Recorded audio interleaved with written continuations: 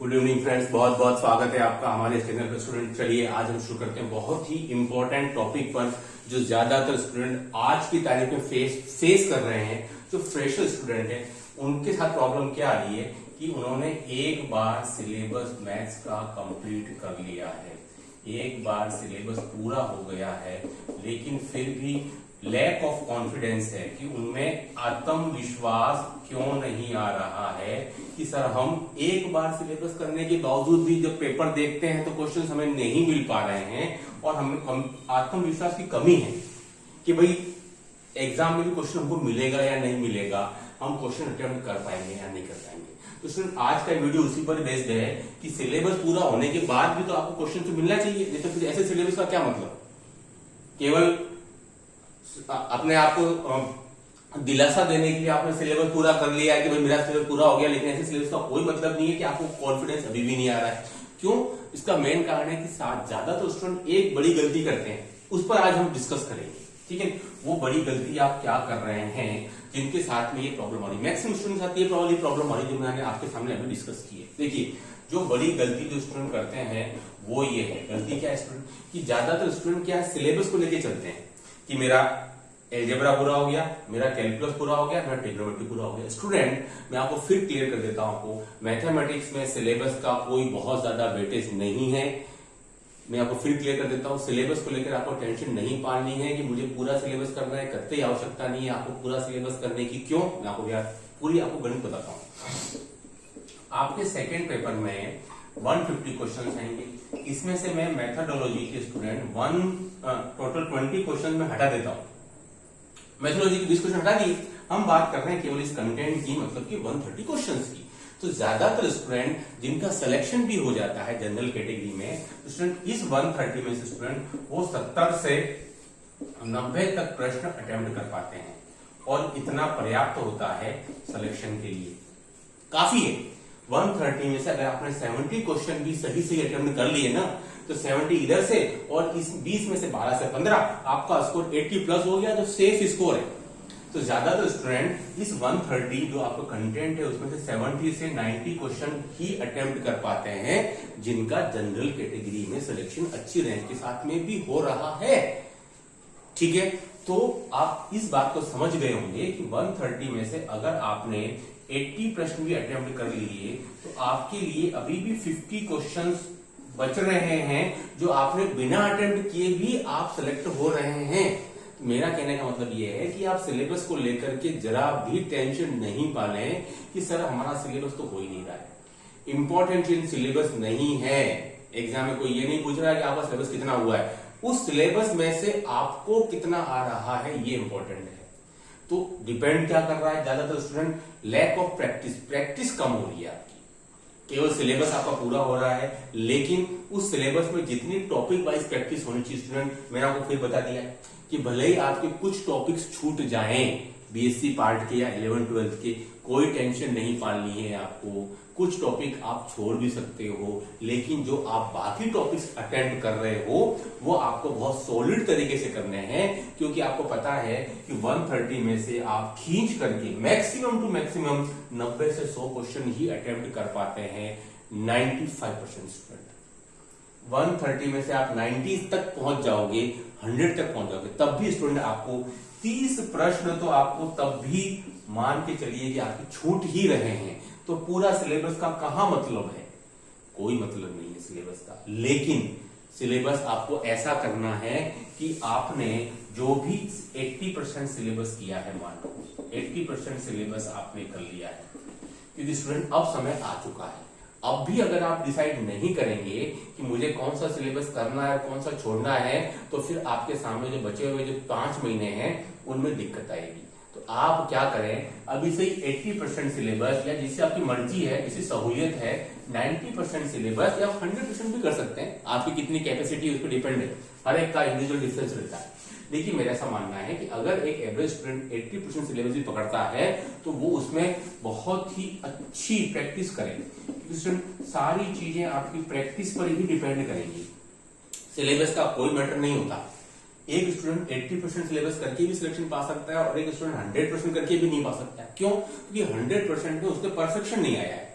जितना परफेक्शन आना चाहिए था टॉपिक वाइज वो नहीं आया, उसकी कमी रह गई है। और कोई 80 तो क्या 70 करके भी सिलेक्शन पा सकता है। क्यों? क्योंकि उसने अच्छी प्रैक्टिस की, उसने परफेक्शन दिया है टॉपिक वाइज, उसने मैक्सिमम क्वेश्चन अटेम्प्ट किए हैं, अलग अलग बुक से क्वेश्चन अटेम्प्ट कर लिए हैं, पुराने पेपर्स को उसने खंगाला है। ये सब चीजें इंपॉर्टेंट है, बजाय इसके कि आप सिलेबस साहब 2 बार हो गया, साहब 3 बार हो गया, उसका कोई मैटर नहीं है। सिलेबस का मैटर किसका है कि आप जो भी सिलेबस चूज करते हो 80% कर लिया, 70% कर लिया, 90% कर लिया। क्यों? मैं फिर बता रहा हूं कि आप क्वेश्चन आपके छूटने ही छूटने हैं। तो जब आप मैक्सिमम क्वेश्चन जब आप अटेम्प्ट कर ही नहीं पा रहे हो, 30 से 40 क्वेश्चन, फिर भी आपका सिलेक्शन जनरल कैटेगरी में हो जा रहा है, तो कहां टेंशन है पूरे सिलेबस की? सिलेबस पूरा आपको कहां मदद करता है? मैं फिर बता देता हूं, आपको मदद करता है क्वेश्चन चूज करने में, पिक करने में। जिसने अच्छे ढंग से सिलेबस कर लिया है पूरा 100%, तो क्वेश्चन को पिक कर सकता है टाइमिंग के अकॉर्डिंग।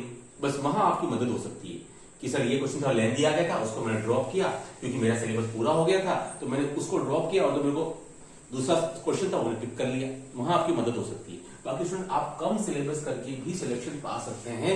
दिमाग से इस बात को निकाल दीजिए कि पूरा सिलेबस इतना लेंथी है, कोई जरूरत नहीं है लेंथी सिलेबस देखने की आपको। आप उसमें से कुछ टॉपिक्स को बहुत अच्छा कर लें, कुछ टॉपिक्स को स्टूडेंट आपको बहुत अच्छा करें, वो आपको सिलेक्ट करना है। जो आपको पसंद आता हो, एल्जेब्रा पसंद आता है, एल्जेब्रा को बहुत अच्छे से कर लें।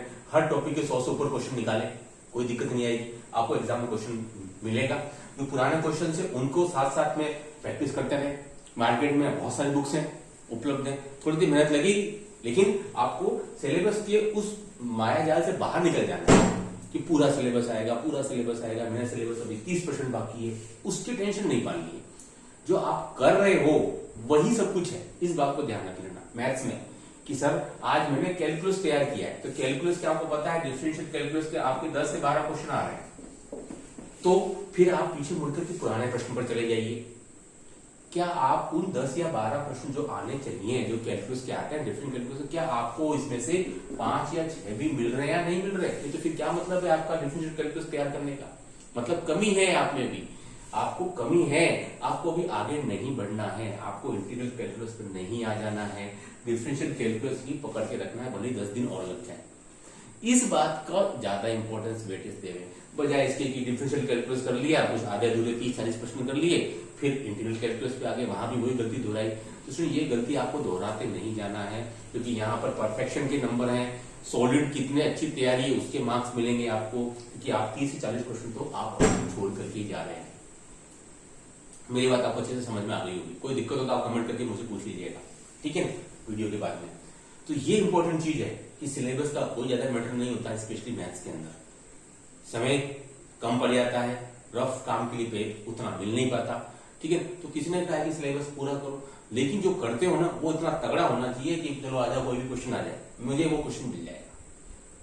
भले 100% नहीं मिले, 10 या 12 क्वेश्चन डिफरेंट कैलकुलस के आ रहे हैं, तो आपको कम से कम 8 या 9 तो मिले, बस काफी है इतना, 70-80%, ठीक है। तो ये वीडियो बनाने का एकमात्र उद्देश्य यही था कि जो स्टूडेंट बोलते हैं एक बार सिलेबस हो गया सर कॉन्फिडेंस नहीं आ रहा, उसका कारण क्या है? Lack of practice. आप में अभी भी प्रैक्टिस की कमी है, आपने पूरा सिलेबस किया है, आप अपने आप को समझे कि आपकी इंडिविजुअल डिफरेंस आपको कितनी लिबर्टी देती है, आपकी कितनी कैपेसिटी है, क्या पूरा सिलेबस करने की कैपेसिटी है कि नहीं है आपके पास में?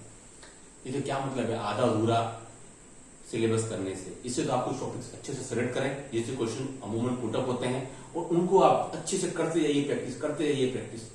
और कोई दिक्कत आती है तो आप वापस बेसिक पर आइए, जो आपकी पुरानी बुक्स हैं उनसे बेसिक कवर कीजिए और वापस आइए लौट करके। क्योंकि इंटरनेशनल क्रिकेट खेलने वाले पीछे घरेलू क्रिकेट में खेलते हैं, वहां परफॉर्मेंस देते हैं, वापस इंटरनेशनल में आते हैं।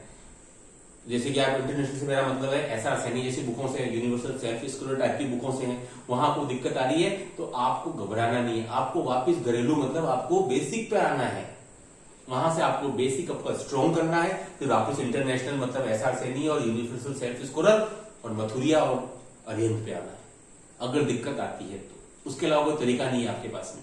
क्वेश्चन रटिएगा मत, मैं फिर कह रहा हूँ 11th क्वेश्चन भूल के भी मत रटिएगा, भले आप रट लेंगे लेकिन एग्जाम में आप क्वेश्चन को नहीं पकड़ पाओगे, ये कंफर्म है, ठीक है। रटने का काम दिमाग से निकाल देना बिल्कुल। बीएससी पार्ट में कुछ चीजें जो स्टैंडर्ड रिजल्ट है वो आप जरूर याद रख सकते हैं, उसके लिए अलग से वीडियो बनाएंगे।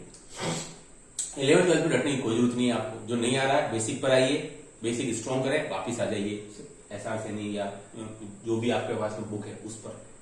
ठीक है। तो सिलेबस को लेकर के बिल्कुल दिमाग से भ्रम निकाल देना है कि जितना ज्यादा सिलेबस करूंगा उतने ज्यादा मार्क्स आएंगे। दोनों का आपस में कोई रिलेशन नहीं होता है सिलेबस से और मार्क्स से। कम सिलेबस करके भी ज्यादा मार्क्स आ सकते हैं।